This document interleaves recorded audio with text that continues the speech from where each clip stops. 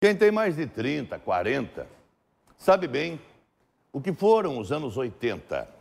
Período bastante marcante para a história por conta dos acontecimentos políticos e sociais.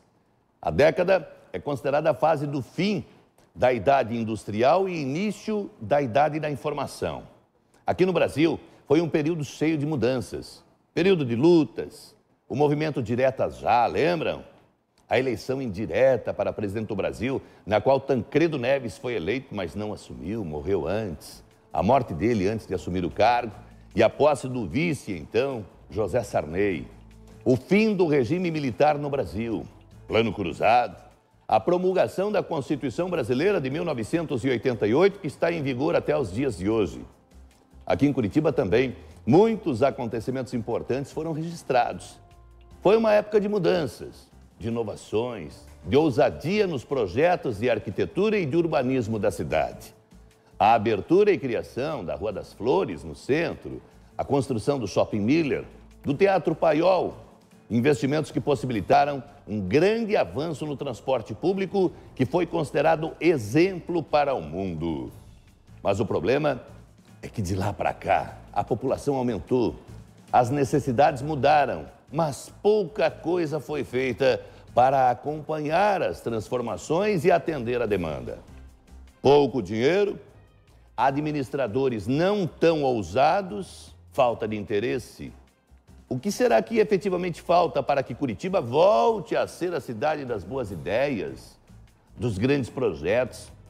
Curitiba volte a ser considerada a vitrine das inovações? Para tentar chegar a uma resposta, nós vamos juntos voltar com o Emanuel Perim para Curitiba dos anos 80. Você é nosso convidado especial nessa verdadeira viagem no tempo. Diego é de São Paulo e está em Curitiba há 7 anos. Eu adoro Curitiba, estou aqui, investi, moro, tenho casa, tudo. Então, senão eu viveria de aluguel, mas não, eu investi, acredito em Curitiba. Eu acho que é uma cidade, cara, modelo ainda. Eu conheço o Brasil inteiro, para te falar. Então, eu sei do que eu estou falando. Curitiba é uma cidade modelo. Se Diego tivesse chegado por aqui há 37 anos, era essa a imagem que ele veria. Os prédios já estavam aqui, mas quanta diferença na cidade. O petit pavé da Rua 15 estava sendo colocado. O terminal do Cabral era recém-inaugurado. Uma capital em preto e branco que ainda habita na memória de muita gente. A Curitiba dos anos 80. Nos anos 80 era melhor a coisa? Era melhor. De tudo, você acha? De tudo. Não tinha bandido, muito pouco. Menos ladrão, menos assalto, né? Se eu tivesse uma máquina do tempo, nesse momento eu estaria em um dia qualquer de 1980, nas imediações da Praça Generoso Marques, em Curitiba. Dá uma olhada. As ruas ainda meio vazias, né? Os prédios, os carros, as pessoas. Esse preto e branco que tanto nos encanta. Mas qual Curitiba será que era melhor? Essa das fotos preto e branco? Ou será que uma outra Curitiba? A Curitiba de 2017.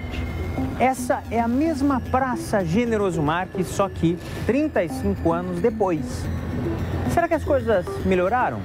1971. Jaime Lerner, pela primeira vez, é prefeito de Curitiba. Teve início aí uma era de construções, num ritmo que nunca havia sido visto até então. Curitiba não tinha nada e, por não ter nada, podíamos fazer tudo. Fizemos muito, fizemos tudo que pudemos. E nada impedia que fizéssemos. Pelo contrário, apesar de, por exemplo, a Rua das Flores, que fizemos em 71 também. Em 71 fizemos várias obras. Eu fiz o projeto da Rua das Flores e apresentei uma proposta e o comerciante, que já tinha reclamado que o comércio estava em decadência, porque o congestionamento de carros era tão grande que as pessoas não conseguiam mais andar no centro. E uma solução urgente, que eu achei que seria uma emergência para ressuscitar, era criar um mobiliário urbano. Aliás, não existia essa palavra mobiliário, eu chamei no memorial de mobília urbana. Criei aqueles quiosques, uma família de mobiliário urbano, a luminária, o quiosque, a floreira, o banco, criando uma identidade, uma imagem marcante que que fizesse com que aquela paisagem fosse uma característica do centro de Curitiba. O currículo de obras desse arquiteto, que é um dos mais renomados do país, nos dá uma ideia do ritmo de construções daquela época. Entre 1970 a 1980, a Rua das Flores foi feita, assim como o Teatro Paiol, o Paço Municipal e a Avenida Cândido de Abreu.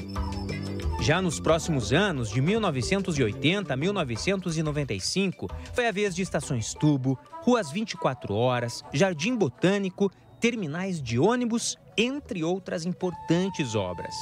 Fomos até a casa desse curitibano que construiu boa parte da cidade como conhecemos hoje. E ele diz que naquela época, construir era mais fácil.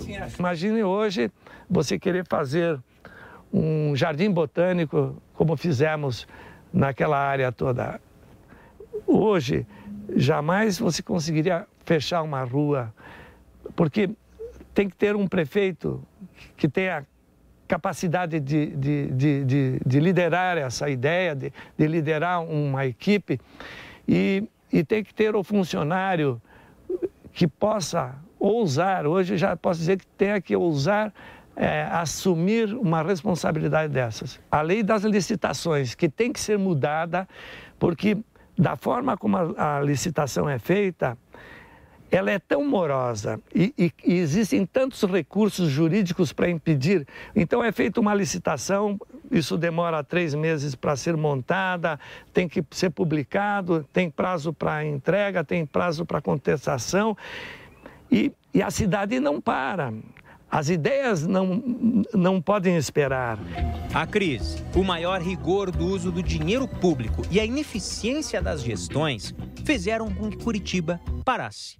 E o que era modelo caiu por terra. O transporte é o maior exemplo disso. Você sabia que teve uma época que Curitiba tinha ônibus quase que de minuto a minuto? Eu não me lembro. Bons tempos, né? Bons tempos, eu não me lembro desse. O transporte público passa por 2 momentos de discussão. O transporte como qualificação, digamos, da dinâmica urbana e o transporte como solução do trânsito.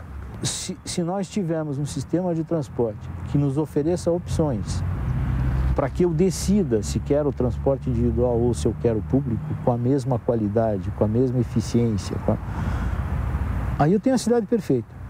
Né? Aí eu não preciso ficar brigando por espaços, por facção. Eu não preciso ficar brigando pela ciclovia, porque as vias estarão mais vazias, consequentemente as bicicletas rodarão nas vias. Né? Os pedestres não se sentirão tão ameaçados nas pequenas calçadas, porque podem ocupar mais espaço. Porque a maioria das pessoas estaria circulando dentro de um coletivo em vez de um individual. O crescimento populacional mudou tudo. Essa é a foto do terminal Guadalupe, ali quase nos anos 90. O terminal ainda que dava conta do recado. Passados alguns anos, as coisas mudaram. E mudaram bastante. A primeira mudança você já vê nessa imagem, é o crescimento populacional. Muitos carros passando, muita gente nas ruas. Curitiba teve um aumento muito grande de pessoas. Mais de 1.700.000 curitibanos nós temos hoje na capital paranaense. O problema é que algumas estruturas públicas não acompanharam esse crescimento populacional, principalmente o transporte público e a segurança.